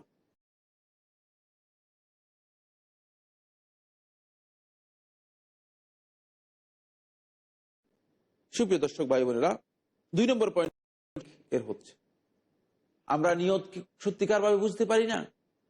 দেখা যায় আমি যখন ইবাদত করি, ইবাদতের মধ্যে আমার অন্য উদ্দেশ্য এসে যায়, দুনিয়ার উদ্দেশ্য এসে যায়। আমি যখন ইবাদত করি, ইবাদতের মধ্যে লোক দেখানোর উদ্দেশ্য এসে যায়। আমি যখন ইবাদত করি তখন মানুষদেরকে শোনানোর উদ্দেশ্য এসে যায়। আমি যখন ইবাদত করি তখন আমার নিয়ত সেখানে পরিশুদ্ধ থাকে না, আমার নিয়তের মধ্যে আমি সত্যবাদী হতে পারি না, নিয়তটুকু আমার অপরিশুদ্ধ থেকে যায়। যদি কোনো ব্যক্তি নিয়তের মধ্যে আল্লাহ রাব্বুল আলামিন ছাড়া আল্লাহ রাব্বুল আলামিনের সাথে সেই অন্যকে শরীক সাব্যস্ত করলো, শিরক থেকে সে মুক্ত হতে পারলো না। আর এটি আমাদের অনেকের ক্ষেত্রে হয়ে থাকে, যেহেতু নিয়তের বিষয়টি খুবই সূক্ষ্ম এবং নিয়ন্ত্রণ করা খুবই কঠিন। ওলামায়ে কেরাম বলেছেন, সালাফদের অনেকের বক্তব্যের মাধ্যমে সাব্যস্ত হয়েছে যে আন-নিয়াতু আশাদ্দু তাকাল্লুবান আলাইয়া, যে আমার নিয়তটা, মনে যে ইচ্ছা এবং সংকল্প আছে, এটি আশাদ্দু তাকাল্লুবান আলাইয়া, সবচেয়ে বেশি আমার উপর পরিবর্তনশীল। অর্থাৎ নিয়তকে যথাযথভাবে আমি কন্ট্রোল করতে পারি না, বারবার নিয়ত আমার উপর পরিবর্তন হয়। তাই নিয়তটি পরিবর্তন করা, সংশোধন করা এবং সত্যিকার নিয়তকে সংশোধন করে একমাত্র খালেস ভাবে আল্লাহ রাব্বুল আলামিনের জন্য করা, এই কাজটি সহজ নয়, কঠিন। এই ক্ষেত্রে যদি সত্যিকার ভাবে কোনো ব্যক্তি আল্লাহ রাব্বুল আলামিন ছাড়া অন্যকে উদ্দেশ্য করে গায়রুল্লাহকে নিয়ে আসে তার ইবাদত এবং নিয়তের মাঝে, আর আল্লাহর মাঝে যদি গায়রুল্লাহকে স্থান দিয়ে দেয়, তাহলে সে ব্যক্তি আল্লাহ রাব্বুল আলামিনের সাথে শিরক করলো, সে ব্যক্তি আল্লাহ রাব্বুল আলামিনের সাথে শরীক সাব্যস্ত করলো। এটাই হচ্ছে মূলত নিয়ত এবং ইচ্ছা সংকল্পের ক্ষেত্রে শিরক। আল্লাহ সুবহানাহু ওয়া তাআলা কোরআনে কারীমের মধ্যে এই বিষয়টি আমাদেরকে স্পষ্ট করে জানিয়েছেন। সূরা হুদের 15 এবং 16 নম্বর আয়াতের মধ্যে আল্লাহ সুবহানাহু ওয়া তাআলা ইরশাদ করেন, মান কানা ইউরিদুল হায়াতাদ দুনিয়া ওয়া যিনাতাহা নুওয়াফি ইলাইহিম আমালাহুম, যারা চায়, ইচ্ছা করে আল হায়াতাদ দুনিয়া, দুনিয়ার সুযোগ সুবিধা, পার্থিব জীবন, ওয়া যিনাতাহা এবং পার্থিব জীবনের সৌন্দর্য, এটাকে যারা কামনা করে, এর জন্য যারা ইচ্ছা পোষণ করে, নুআফি ইলাইহিম আমালাহুম, তাদের আমল সমূহ আমি পরিপূর্ণরূপে তাদেরকে বুঝিয়ে দিব, অর্থাৎ দুনিয়াতেই তাদেরকে এগুলো বুঝিয়ে দিব। দুনিয়ার উদ্দেশ্যে যারা যা চেয়েছে তা সব তাদেরকে বুঝিয়ে দিব। ওয়াহুম ফিহা লা ইউবখাসুন, কিয়ামতের দিন আখিরাতে তাদের কোন অবস্থায় এই ক্ষেত্রে সামান্যতম তাদের উপর কমতি করা হবে না, তাদের উপর জুলুম করা হবে না, তাদের উপর অন্যায় করা হবে না, বরং তাদেরকে সব আমি বুঝিয়ে দেব। দুনিয়ার পার্থিব সুযোগ সুবিধা চাচ্ছেন, দুনিয়ার মঙ্গল চাচ্ছেন, দুনিয়ার স্বাচ্ছন্দ্য চাচ্ছেন, দুনিয়ার আরাম আয়েশ চাচ্ছেন, তাহলে আল্লাহ রাব্বুল আলামিন সেটা আপনাকে বুঝিয়ে দেবে। আপনার ইবাদতের মাধ্যমে যদি আপনি দুনিয়া হাসিল করতে চান, দুনিয়ার কোনো মতলব হাসিল করতে চান, তাহলে সেটি পেয়ে যাবেন, আল্লাহ রাব্বুল আলামিন বুঝিয়ে দিবে। সেখানে আল্লাহ সুবহানাহু ওয়া তাআলা কমতি করবেন না, কমাবেন না, ঘাটতি দেবেন না, সেখানে আল্লাহ রাব্বুল আলামিন অন্যায় করবেন না, সেখানে কোন অবস্থা আপনাকে কম দেবেন না, যেহেতু আপনি যতটুকু পাওয়া ততটুকু আল্লাহ সুবহানাহু ওয়া তাআলা আপনাকে দেবেন। কিন্তু উলাইকা আল্লাযীনা লাইসা লাহুম ফিল আখিরাতি ইল্লা আন-নার, কিন্তু পরিণতি হবে ভয়াবহ। যেহেতু আল্লাহ রাব্বুল আলামিনের ইবাদতের মাধ্যমে দুনিয়া লাভ করার জন্য চেয়েছেন, আল্লাহর সন্তুষ্টির কাজকে দুনিয়া হাসিলের মতলবে ব্যবহার করেছেন, তাই আল্লাহ সুবহানাহু ওয়া তাআলা বলে দিচ্ছেন, উলাইকা আল্লাযীনা লাইসা লাহুম ফিল আখিরাতি ইল্লা আন-নার, যে এরা হচ্ছে এমন লোক যে আখিরাতে তাদের জন্য জাহান্নাম ছাড়া আর কিছুই থাকবে না। দুনিয়াতে তাদেরকে যা বুঝিয়ে দিলাম সেটাই তাদের পাওনা, সেটাই তাদের শেষ, এরপর আখিরাতে তাদের জন্য আর কিছুই থাকবে না, জাহান্নাম ছাড়া আখিরাতে তাদের জন্য আর কিছুই থাকবে না। ওয়া হাবিতা মা সানাউ ফিহা, এবং তারা যা কিছু এর মধ্যে করেছে সব কিছু তাদের নিষ্ফল হয়ে যাবে, সব কিছু তাদের পণ্ড হয়ে যাবে, সব কিছু তাদের ব্যর্থ হয়ে যাবে। ওয়া বাতিলুম মা কানু ইয়ামালুন, এবং তাদের যত আমল আছে সমস্ত আমল আল্লাহ রাব্বুল আলামিনের কাছে বাতিল হয়ে যাবে, গ্রহণযোগ্য হবে না, সব পণ্ড হয়ে যাবে, যেহেতু তারা আল্লাহ রাব্বুল আলামিনের সাথে শিরক করেছে, তাদের ইচ্ছার মধ্যে শিরক ছিল। তাই একজন বান্দা যদি তার নিয়তকে সংশোধন না করে, যদি তার সংকল্প এবং ইচ্ছাকে সংশোধন না করে, সেই বান্দা আল্লাহ রাব্বুল আলামিনের কাছে আখিরাতে তার এই কাজের মাধ্যমে যে ফল পাবে, ফলের আশা করবে, এটি আর আশা করার সুযোগ নেই। আল্লাহ রাব্বুল আলামিন স্পষ্ট করে জানিয়ে দিয়েছেন যে আখিরাতে তাদের আগুন ছাড়া, জাহান্নাম ছাড়া আর কিছুই থাকবে না। এটাই আল্লাহ সুবহানাহু ওয়া তাআলা বলেছেন যখন আমাদেরকে আল্লাহ রাব্বুল আলামিন নির্দেশ দিয়েছেন যে আমাদের প্রত্যেকটি ইবাদত, আমাদের প্রত্যেকটি কাজ আল্লাহ রাব্বুল আলামিনের সন্তুষ্টির জন্য হতে হবে, ইখলাসের সাথে হতে হবে। ওমা উমিরু ইল্লা লিয়াবুদুল্লাহ মুখলিসিনা লাহুদ্দিন, তাদেরকে নির্দেশ দেওয়া হয়েছে, ওমা উমিরু ইল্লা লিয়াবুদুল্লাহ, শুধুমাত্র আল্লাহ রাব্বুল আলামিনের ইবাদত করতে, মুখলিসিনা লাহুদ্দিন, আনুগত্য এবং দ্বীনকে আল্লাহ রাব্বুল আলামিনের জন্য একনিষ্ঠ করে একেবারে খালিস ভাবে আল্লাহর সন্তুষ্টির জন্য ইবাদত করতে তাদেরকে নির্দেশ দেওয়া হয়েছে। তাই এই কারণে এই প্রকারের শিরক, ইখলাসের মধ্যে শিরক, এই প্রকারের শিরক ইরাদার মধ্যে শিরক, ইরাদা করবে বান্দা, তাই বান্দা হবে মুরিদ। ইরাদা করবে কার? সেই আল্লাহ রাব্বুল আলামিনের, যিনি হচ্ছেন মুরাদ। আল্লাহ রাব্বুল আলামিন হচ্ছে মুরাদ। যদি কোনো বান্দা আল্লাহ রাব্বুল আলামিন ছাড়া অন্য কাউকে মুরাদ হিসেবে গ্রহণ করে এবং অন্য কারো মুরিদ হয়, তার উদ্দেশ্য হয় যে অন্যকে উদ্দেশ্য গ্রহণ করে, অন্যকে মুরাদ বানিয়ে নেয়, তাহলে সে ব্যক্তি সত্যিকার ভাবে শিরকের মধ্যে লিপ্ত হলো এবং শিরক থেকে সে নিজেকে মুক্ত রাখতে পারলো না। ইরাদা, ইচ্ছাকে সত্যিকার ভাবে একমাত্র আল্লাহ রাব্বুল আলামিনের জন্য করতে হবে। আমার প্রত্যেকটি ইবাদত, আমার প্রত্যেকটি কাজ, আমার প্রত্যেকটি বিশ্বাস একমাত্র আল্লাহ রাব্বুল আলামিনের সন্তুষ্টির জন্য হবে, অন্য কারোর জন্য হবে না। যদি এইভাবে কোনো ব্যক্তি তার ইচ্ছাকে সত্যিকার ভাবে আল্লাহ রাব্বুল আলামিনের সন্তুষ্টির সামনে ন্যস্ত করতে পারে, আল্লাহ রাব্বুল আলামিনের সন্তুষ্টির সামনে নিজের ইচ্ছাকে অবনমিত করতে পারে, তাহলে সে ব্যক্তি সত্যিকার এই শিরক থেকে নিজেকে মুক্ত রাখতে পারলো। অন্যথায় যদি এর সাথে দুনিয়ার কোনো মতলব নিয়ে আসে, যদি এর সাথে অন্য কোনো ইচ্ছা নিয়ে আসে, অথবা গায়রুল্লাহকে ইচ্ছা করে, আল্লাহ রাব্বুল আলামিন ছাড়া গায়রুল্লাহকে যদি ইচ্ছা করে, তাহলে সে ব্যক্তি সত্যিকার ভাবে ইচ্ছা এর ক্ষেত্রে, ইরাদা এর ক্ষেত্রে, নিয়তের ক্ষেত্রে আল্লাহ রাব্বুল আলামিনের সাথে শরীক করলো এবং এই শিরক থেকে নিজেকে মুক্ত রাখতে পারলো না। সুপ্রিয় দর্শক ভাই বোনেরা, সময় হলো বিরতির। এখন বিরতিতে যাচ্ছি, একটু পরেই ফিরে আসবো ইনশাআল্লাহ তাআলা। ততক্ষণ আমাদের সাথেই থাকুন।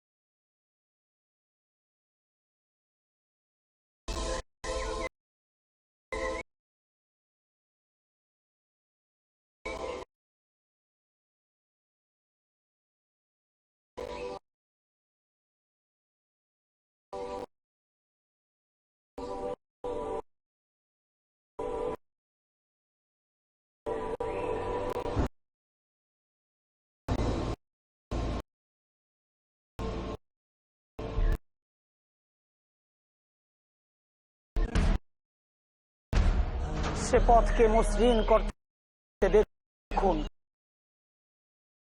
আমার প্রোগ্রাম কালিমার আবেদন, কেবলমাত্র পিস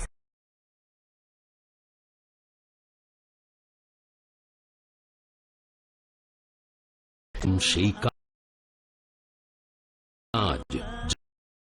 যার প্রথম উদ্দেশ্য হল তাওহীদের প্রচার, কালিমার আবেদন, লোভকে হ্রাস করে। বেশি বেশি পাওয়ার নেশা, বেশি বেশি পাওয়ার আগ্রহ তোমাদেরকে অতি ব্যস্ত করে ফেলবে, যা দ্বীন ও দুনিয়াবী পরীক্ষায় সফলতা দান করে, যা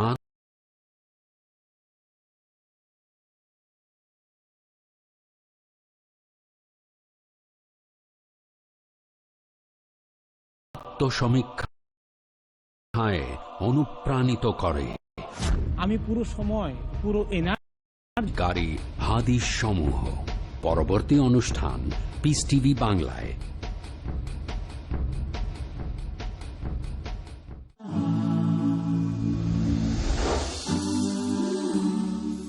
সুপ্রিয় দর্শক শ্রোতা, ফিরে এলাম বিরতি থেকে আবারও আলোচনা। বিরতির আগে আমরা বলতেছিলাম দ্বিতীয় প্রকার শিরকের কথা। দ্বিতীয় প্রকার শিরক হচ্ছে ইখলাস, নিয়ত, ইচ্ছা, সংকল্পের ক্ষেত্রে শিরক। এই বিষয়টি অনেকের জন্য কঠিন এবং আমরা দেখি এই শিরকে আমরা অনেকেই ইচ্ছা অনিচ্ছায় অনেক সময় পতিত হয়ে যাই এবং সেটি কঠিন শিরক। মূলত এই প্রকারের শিরকই অধিকাংশ উলামায়ে কেরাম বলেছেন এটি শিরকে আকবরের মধ্যে শিরকুল খাফি, একেবারে গোপন শিরক। এটি অনেক সময় বুঝে যায় না, অনেক সময় আল্লাহর বান্দা এই প্রকারের শিরক উপলব্ধি করতে পারে না, কিন্তু এই ধরনের শিরকের মধ্যে লিপ্ত হয়ে যায় এবং অনেক ক্ষেত্রে দেখা যায় যে সে সত্যিকারভাবে নিজের নিয়তকে কন্ট্রোল করতে পারে না, নিয়ন্ত্রণ করতে পারে না। আমরা আল্লাহ রাব্বুল আলামিনের সন্তুষ্টির জন্য আমাদের সত্যিকার নিয়তকে কন্ট্রোল করব, সংশোধন করব এবং ইবাদত একমাত্র খালিসভাবে আল্লাহ রাব্বুল আলামিনের জন্য হবে। সুতরাং ইখলাসের সাথে যদি কোনো ব্যক্তি ইবাদত করে থাকে তাহলে সে এই প্রকারের শিরক থেকে নিজেকে মুক্ত রাখতে পারবে। এরপরে 3 নম্বর যে পয়েন্টটি সেটি হলো শিরকুত তাআহ, আনুগত্যের ক্ষেত্রে শিরক। এটিও আমাদের মাঝে সবচেয়ে বেশি প্রচলিত বা সবচেয়ে বেশি প্রসারিত একটা শিরক, যেটা আমরা আমাদের সমাজের মধ্যে ব্যাপকভাবে লক্ষ্য করে আসছি যে তাআত, আনুগত্যের ক্ষেত্রে আমরা এই শিরকে লিপ্ত হয়ে যাই। অনেকেই আল্লাহ রাব্বুল আলামিনের বিধানের ক্ষেত্রে মাখলুককে, আল্লাহ রাব্বুল আলামিনের সৃষ্টিকে আল্লাহর বিধানের ক্ষেত্রে গ্রহণ করে, সৃষ্টিকেই আল্লাহ রাব্বুল আলামিনের সমপর্যায়ে নিয়ে আসে এবং বিধানদাতা, আইনদাতা সবকিছু মনে করে যে আমাদের বিধান দেওয়ার জন্য, আমাদেরকে শান্তি দেওয়ার জন্য, আমাদের মধ্যে শান্তি প্রতিষ্ঠা করার জন্য তারাই বিধান দিতে পারে, তাদের বিধান দেওয়ার অধিকার আছে। তাই আমরা বলতেছিলাম যে একজন আদর্শ মুসলিম ব্যক্তি তিনি আনুগত্য এর ক্ষেত্রে কি বিধান অনুসরণ করবেন। আনুগত্যের ক্ষেত্রে তার কি আল্লাহ রাব্বুল আলামিনের সমকক্ষ কেউ আছে বা হবে, বা কাউকে আল্লাহ রাব্বুল আলামিনের সমপর্যায়ে নিয়ে আসবে, নাকি সে নিরঙ্কুশভাবে আনুগত্য একমাত্র আল্লাহ রাব্বুল আলামিনের জন্য করবেন, আল্লাহর বিধানের জন্য করবেন। এই বিষয়টি এখানে আলোচ্য বিষয় এবং এই ক্ষেত্রে আমরা দেখি যে অনেকেই শিরকে লিপ্ত হয়ে থাকেন।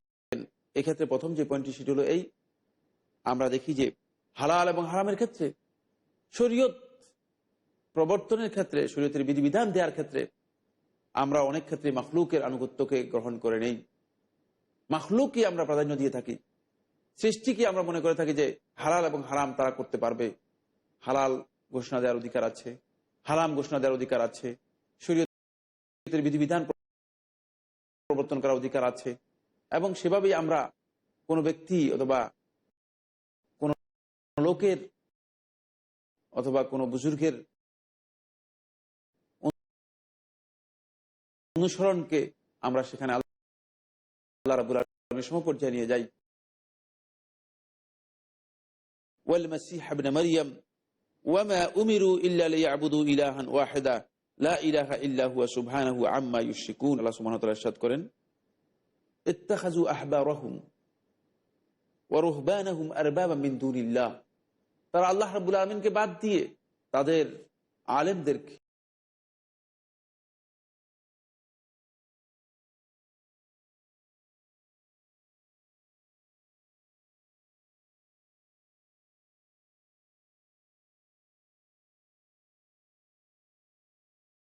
তাদের প্রভু হিসেবে গ্রহণ করেছে। ইত্তাখাযু আহবারাহুম ওয়া রুহবানাহুম আরবাবা মিন দুনিল্লাহ।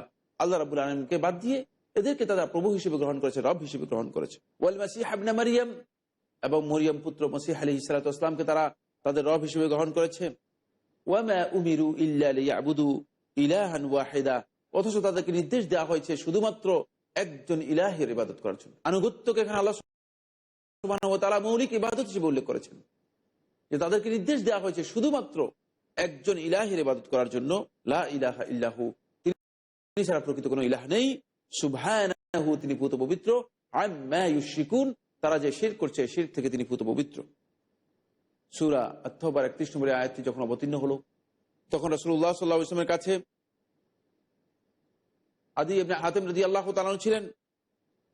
আদি ইবনে হাতিম রাদিয়াল্লাহু তাআলা বর্ণনা করেন, তিনি বলেন, আতাতুন নবী সাল্লাল্লাহু আলাইহি ওয়াসাল্লাম, আমি নবী সাল্লাল্লাহু আলাইহি ওয়াসাল্লামের কাছে আসলাম। ওয়া ফি উনুকি সালিবুন মিন যাহাব, আমার গলার মধ্যে সালিবুন মিন যাহাব, স্বর্ণের তৈরি করা একটি ক্রুশ। আমি রাসূলুল্লাহ সাল্লাল্লাহু আলাইহি ওয়াসাল্লামের কাছে আসলাম, তখন ফাকাল ইয়া আদি, রাসূলুল্লাহ সাল্লাল্লাহু আলাইহি ওয়াসাল্লাম আমাকে বললেন, হে আদি, আমি হয়তো মনে করেছি ক্রুশ, অসুবিধা কি, আমি তো ইসলাম গ্রহণ করেছি, গলার মধ্যে ক্রুশ দিয়ে আসলাম, অসুবিধাটা কোথায়? নিজেদেরকে আমরা সম্পৃক্ত করে নেই, কালচার মনে করে থাকি, সেটাকে কালচার হিসেবে আমরা বিবেচনা করে আমরা শিরকের সাথে লিপ্ত হয়ে যাই। আদি ইবনে হাতিম আত-তাই রাদিয়াল্লাহু তাআলা আনহু, তিনি বলেন, রাসূলুল্লাহ সাল্লাল্লাহু আলাইহি ওয়াসাল্লামের কাছে আমি আসলাম, আমার গলার মধ্যে স্বর্ণে তৈরি করা একটা সালিব ক্রুশ। ফাকাল ইয়া আদি, আমাকে বলল, হে আদি, ইতরা হাদাল ওয়াসান মিন উনুকিক, তোমার গলা থেকে এই প্রতিমা, এই মূর্তিটুকু তোমার গলা থেকে বের করে নাও, এটা ফেলে দাও, নিক্ষেপ করো, এটা আর চলবে না। ইসলামের ঘোষণা দেওয়ার পরে এর পূজা আর করার সুযোগ নেই, তাই এটি গলার মধ্যে ঝুলিয়ে রাখার আর কোনো অবকাশ নেই। রাসূলুল্লাহ সাল্লাল্লাহু আলাইহি ওয়াসাল্লাম বললেন, তুমি তোমার গলা থেকে এটাকে ফেলে দাও, নিক্ষেপ করো। ফাতারাহতুহু, আমি সেটা ফেলে দিলাম। ফান্তাহাইতু ইলাইহি সাল্লাল্লাহু আলাইহি ওয়াসাল্লাম, তারপর আমি রাসূলুল্লাহ সাল্লাল্লাহু আলাইহি ওয়াসাল্লামের কাছে আসলাম।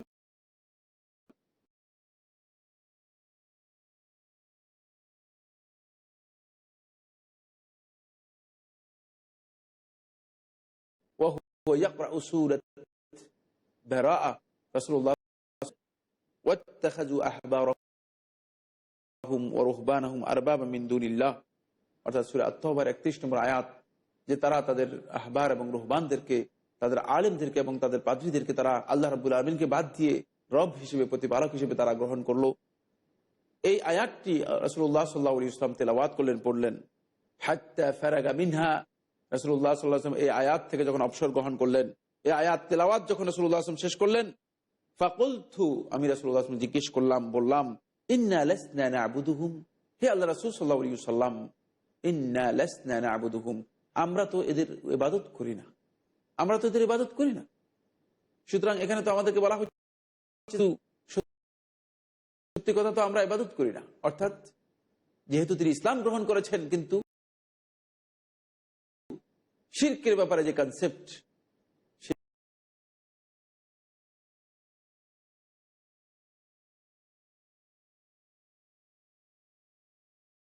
শিরকের প্রকৃত ধারণা বা শিরকের প্রকৃত পরিচয় তার কাছে, এই জন্য রাসূলুল্লাহ সাল্লাল্লাহু আলাইহি ওয়াসাল্লাম বললেন, আলাইসা ইউহাররিমুনা মা আহাল্লাল্লাহু ফাতুহাররিমুনাহু, আলাইসা তারা কি ইউহাররিমুনা মা আহাল্লাল্লাহ, যা আল্লাহ তাআলা হালাল করেছেন তাকে কি তারা হারাম করে না?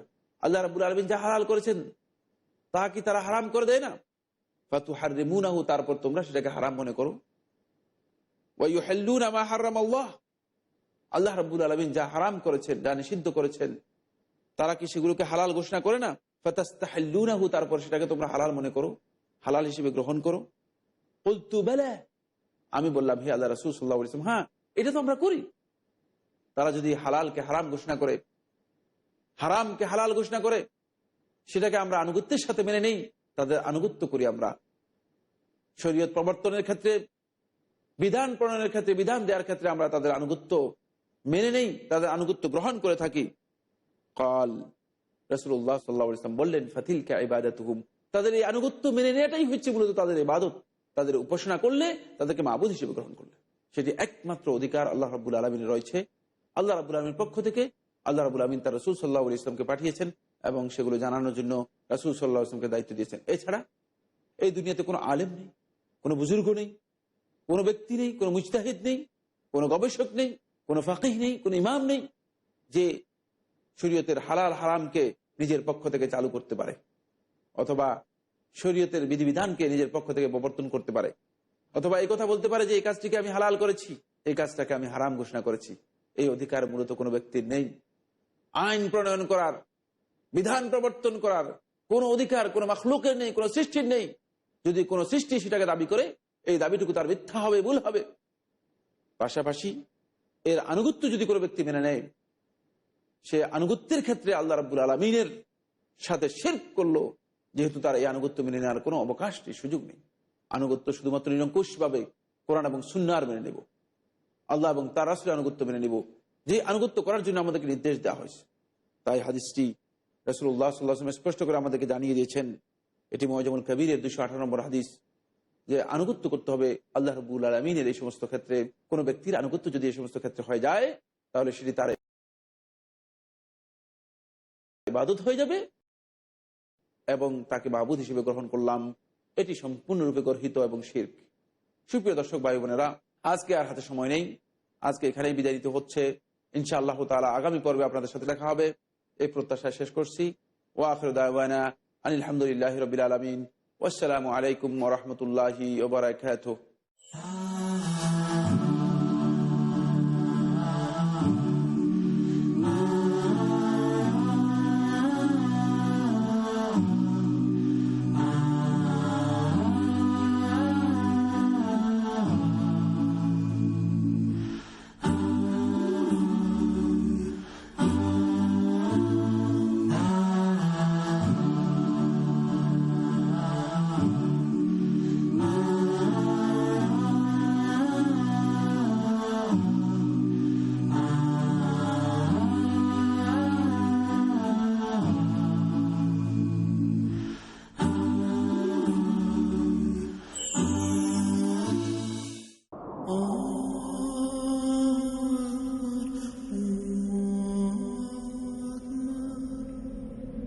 পৃথিবীতে এই অর্থের সঠিক ব্যবহার করা হলে পরকালে এর পরিপূর্ণ প্রতিদান পাওয়া যাবে। ইয়া আইয়ুহাল্লাযীনা আমানু আনফিকু মিম্মা রাযাকনাকুম মিন ক্বাবলি আন ইয়াতিয়া ইয়াওমুন লা বাই'উন ফীহি ওয়ালা খুল্লাতুন ওয়ালা শাফাআহ।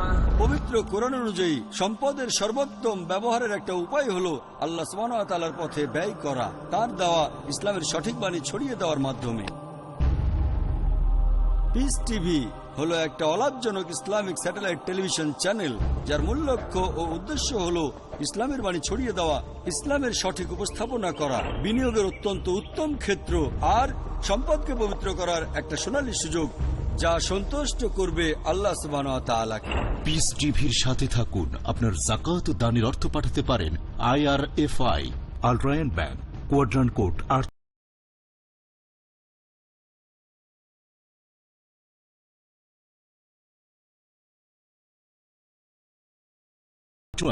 024192 শর্ট কোড 300083, সোয়েব BIC কোড IBO BGB 22। টাকা পাঠিয়ে আমাদের ইমেল করুন admin@peacetv.tv। পিস টিভি, মানবতার সমাধান।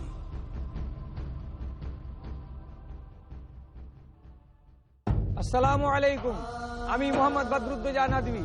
আপনারা দেখছেন পিস টিভি বাংলা।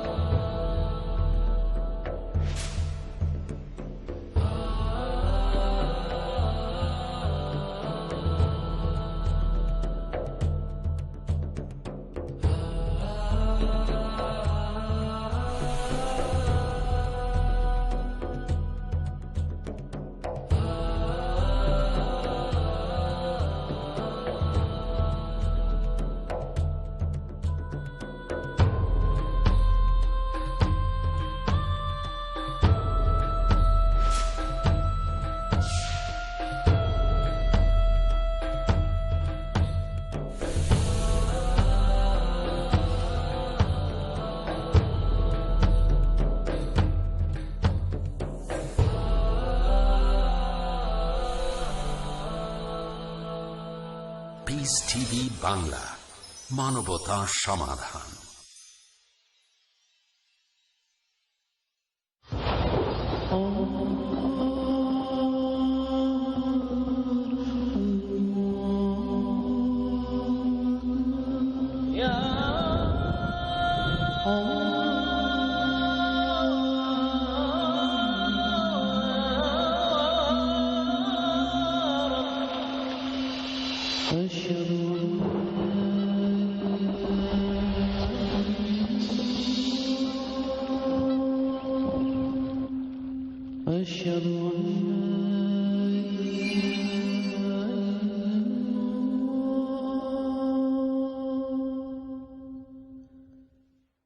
আলহামদুলিল্লাহ রাব্বিল আলামিন, ওয়াসসালাতু ওয়াসসালামু আলা আশরাফিল আম্বিয়া ওয়া সাইয়্যিদুল মুরসালিন নবিয়িনা মুহাম্মদ ওয়া আলা আলিহি ওয়া আসহাবিহি আজমাইন।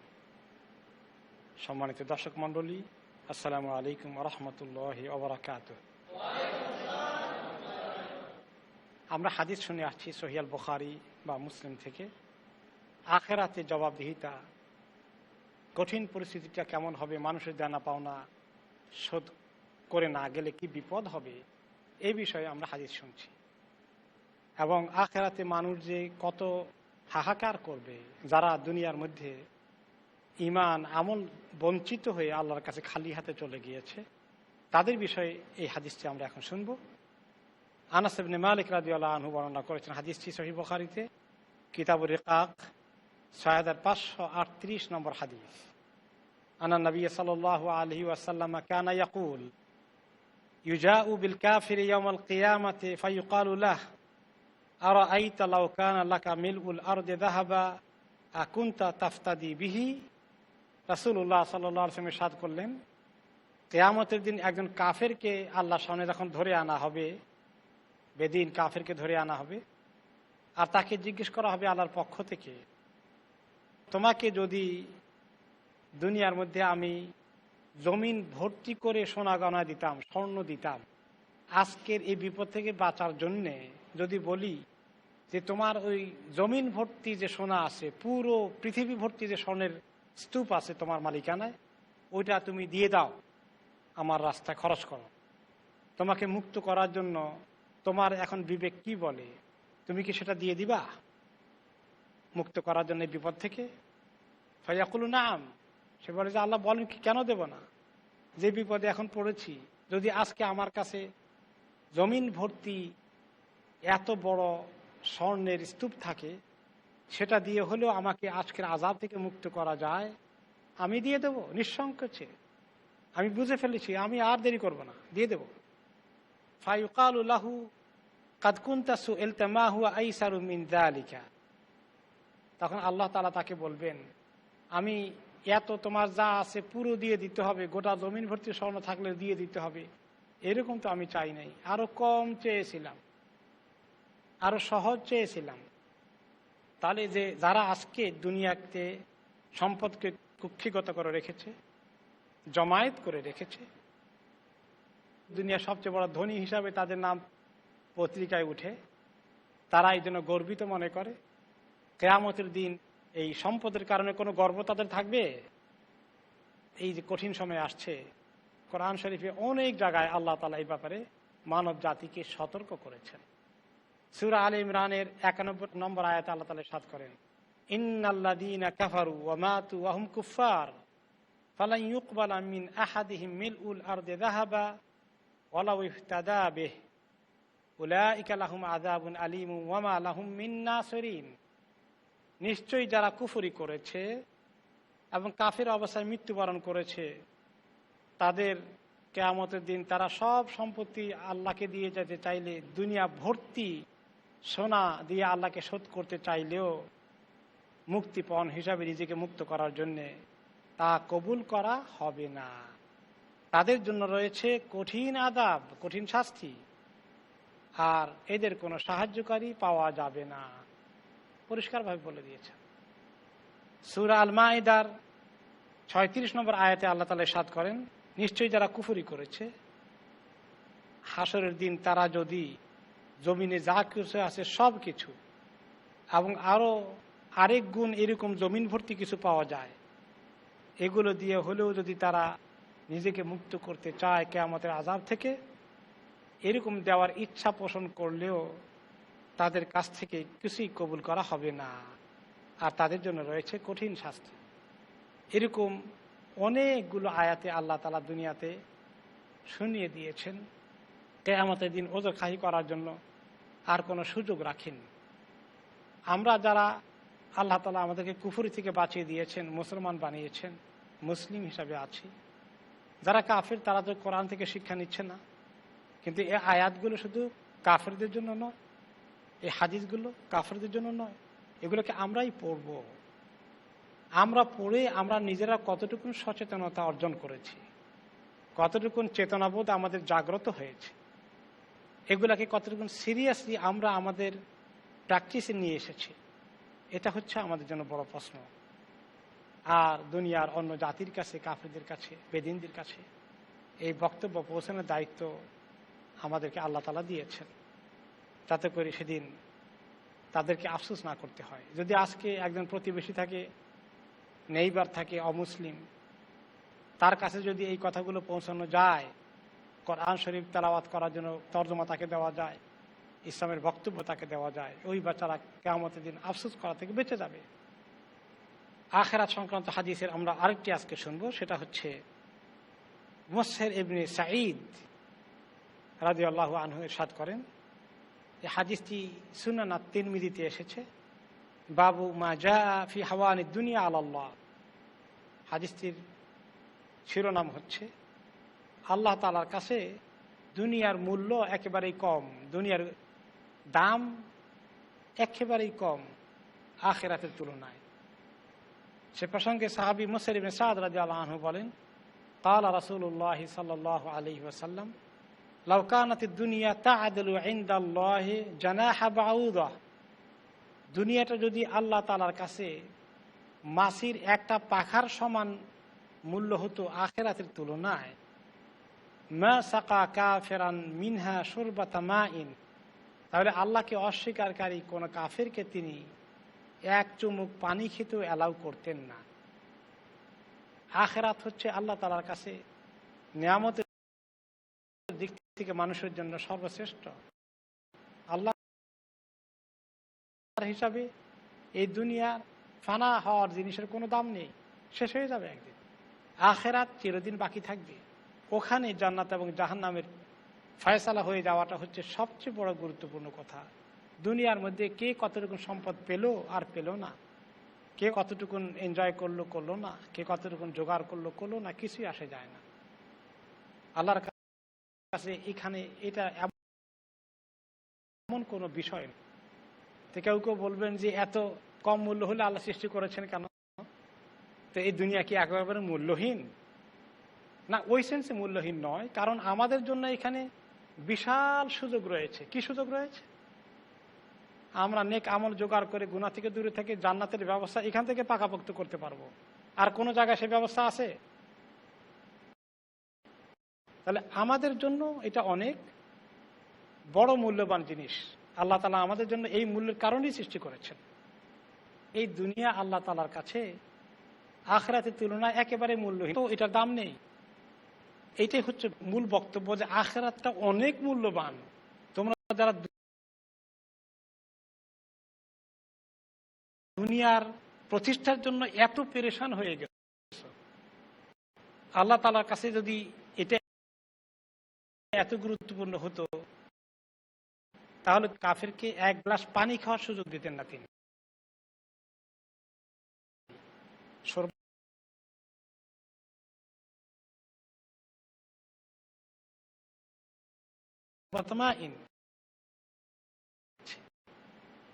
ফর এক্সাম্পল, একজনের ছেলে মেয়েকে লেখাপড়া করাবে, মানুষ করবে, ভবিষ্যতের চিন্তা, এই ছেলেটা কি হবে, ডাক্তার হবে না, এগুলো স্বপ্ন মানুষের মধ্যে থাকে। এই ছেলেটা যে কোনো তরিকায়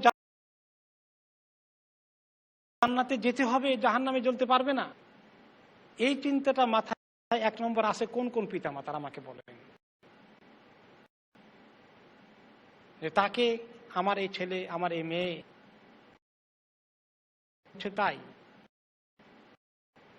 হ্যাঁ, দুনিয়ার দিক থেকে ডাক্তার হতে পারে, ব্যবসায়ী হতে পারে, বড় কিছু হতে পারে, হালাল জায়েজ ইসলাম উৎসাহিত করেছে, কিন্তু এটা 2 নম্বর, এটা সেকেন্ডারি। 1 নম্বর কোনটা? আখিরাতে তার মুক্তি নিশ্চিত করা। সেটা আল্লাহ তাআলা 1 নম্বর ডিউটি দিয়েছেন।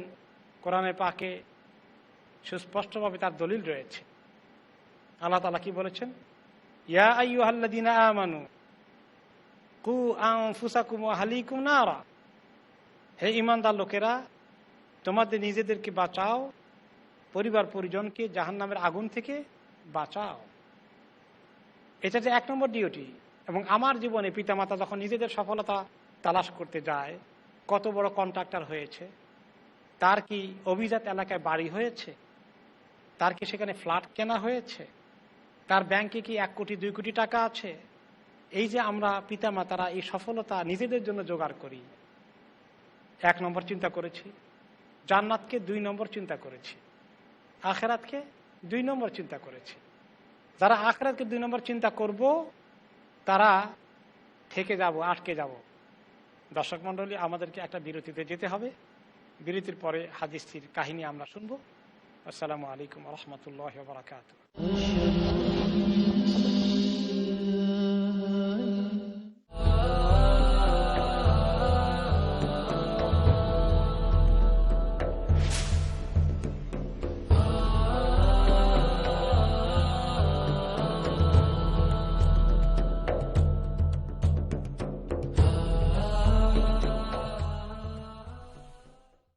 আল্লাহর অসন্তুষ্টি, পাপকে পাপ বলে জানবো। মানুষ তো আদম সন্তান, পাপ হবে এটাই স্বাভাবিক। তাকে এই ব্যাপারে চিন্তিত থাকতে হবে।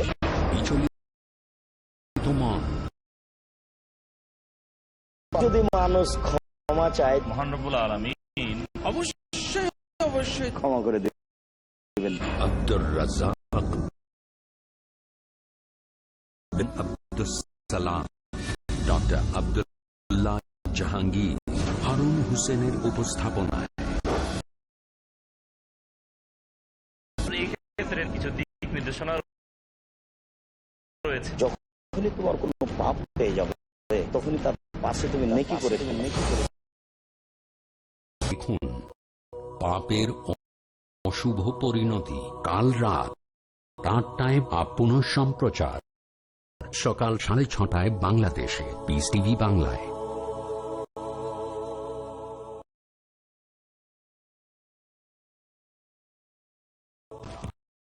Discussion.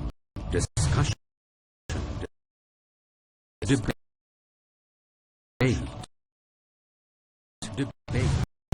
Rebuttal. Witness Dr. Zakir Naik in a battle of words. দেখুন সম্মুখ সমরে কাল রাত 9টায় পুনঃ সম্প্রচার সকাল 10:30 বাংলাদেশে পিস টিভি বাংলায়। أفغير الله أبتغي حكما وهو الذي أنزل إليكم الكتاب مفصلا والذين آتيناهم الكتاب يعلمون أنه منزل من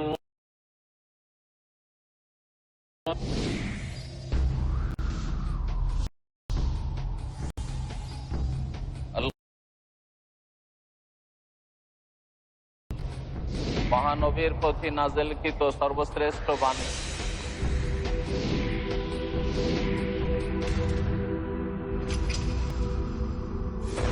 শিরকের বিরুদ্ধে তাওহীদ প্রতিষ্ঠায়, মানবতার কল্যাণে।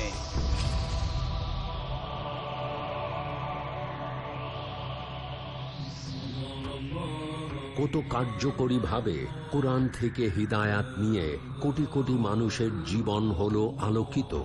দেখুন আল কোরআনের আলো পরবর্তী অনুষ্ঠান পিস টিভি বাংলায়।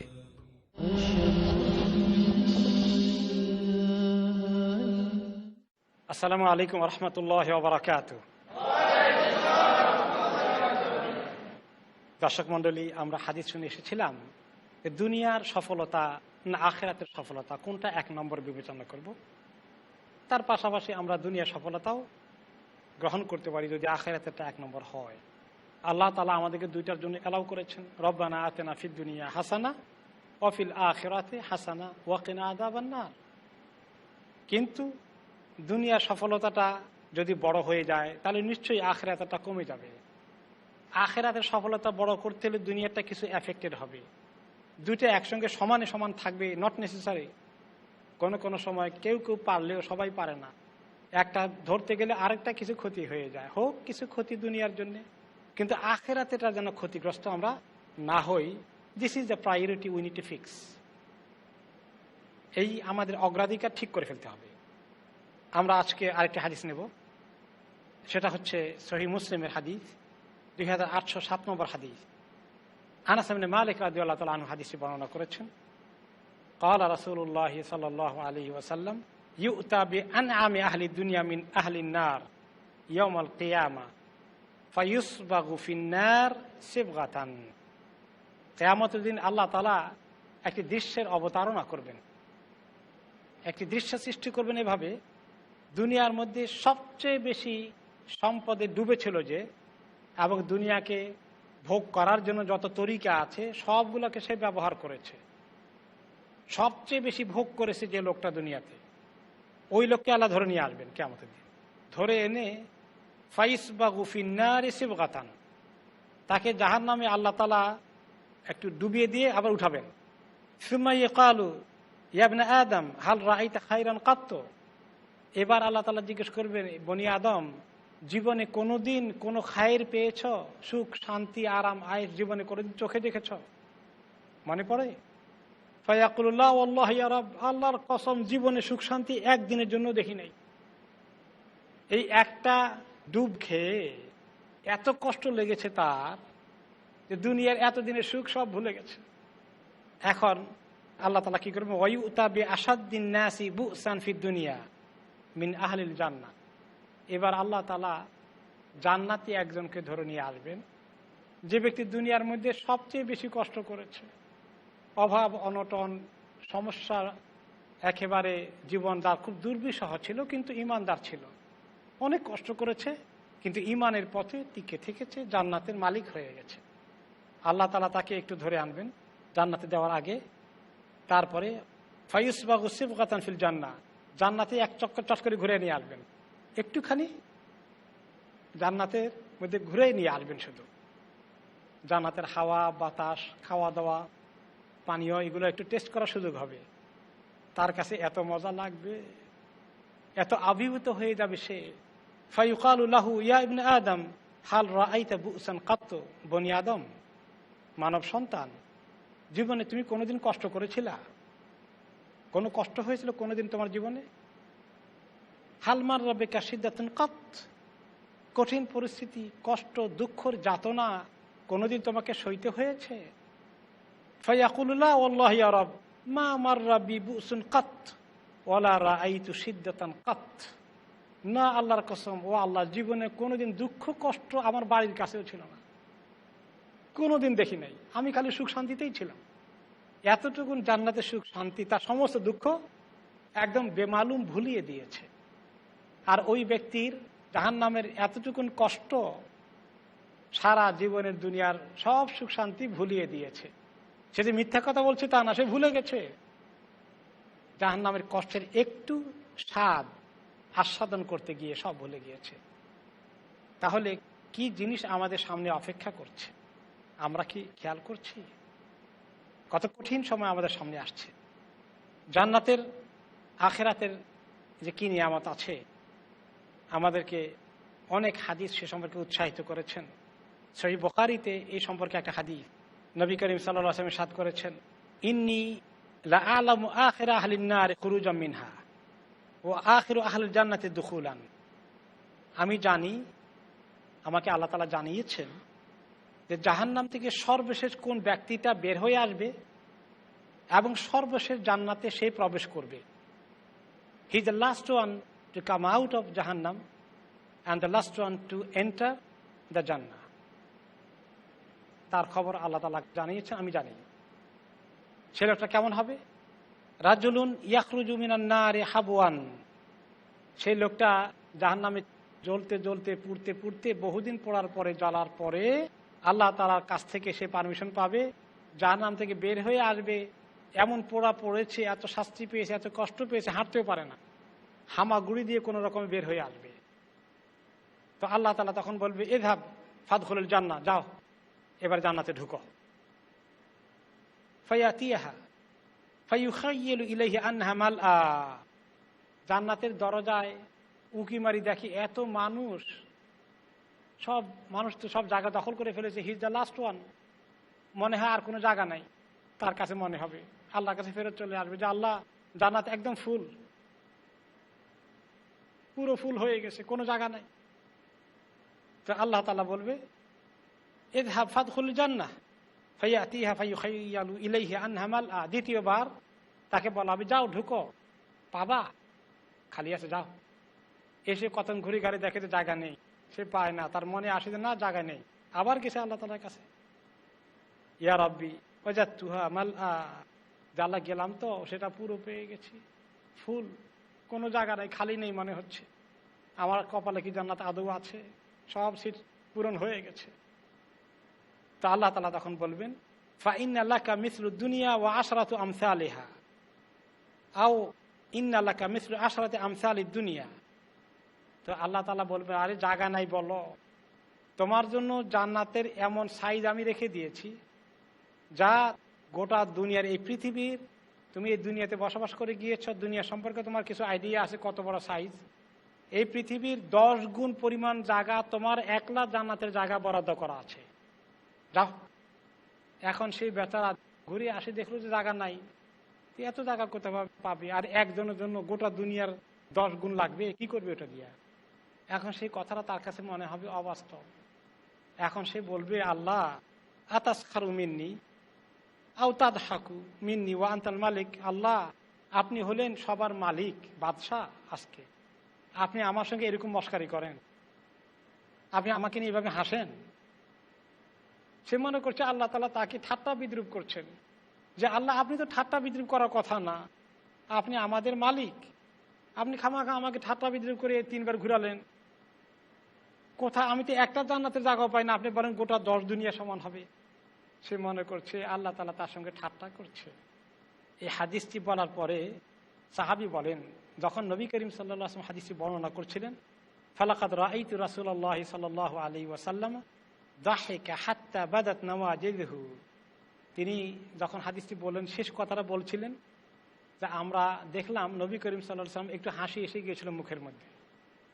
আমার তো হাসি এসে গিয়েছিল, আপনাদের কিছু হাসি এসে গিয়েছিল, স্বাভাবিক, ন্যাচারাল। তো তিনি নবী করিম সাল্লাল্লাহু আলাইহি ওয়াসাল্লাম তার কথাটা শুনে হাসি এসে গেল। ওয়াকানা ইউকালু যালিকা আদনা আহলুল জান্নাতি মানজিলাতান। এই ব্যক্তি, এই রকম লোককে বলা হয় সে হলো জান্নাতের সবচেয়ে কম অংশের অধিকারী হবে, সবচেয়ে কম সাইজ যাকে জান্নাত দেওয়া হবে।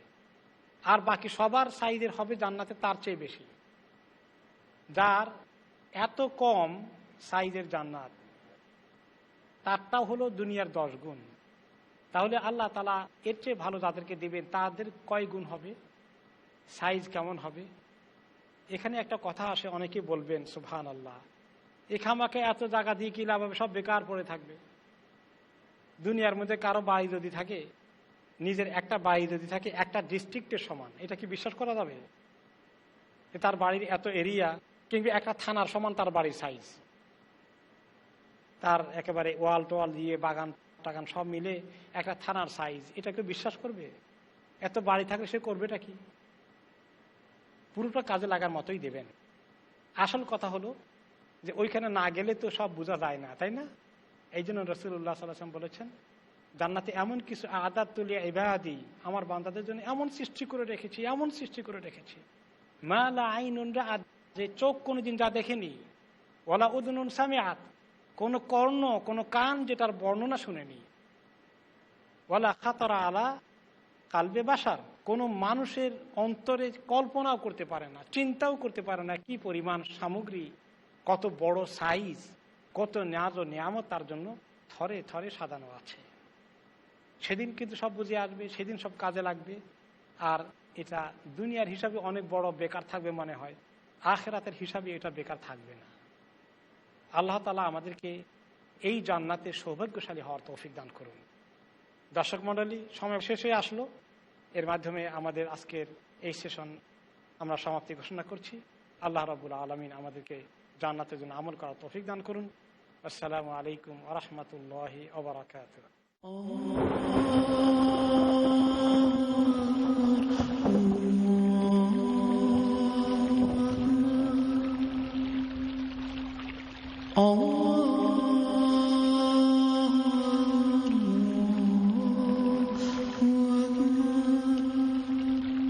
أشهد أن لا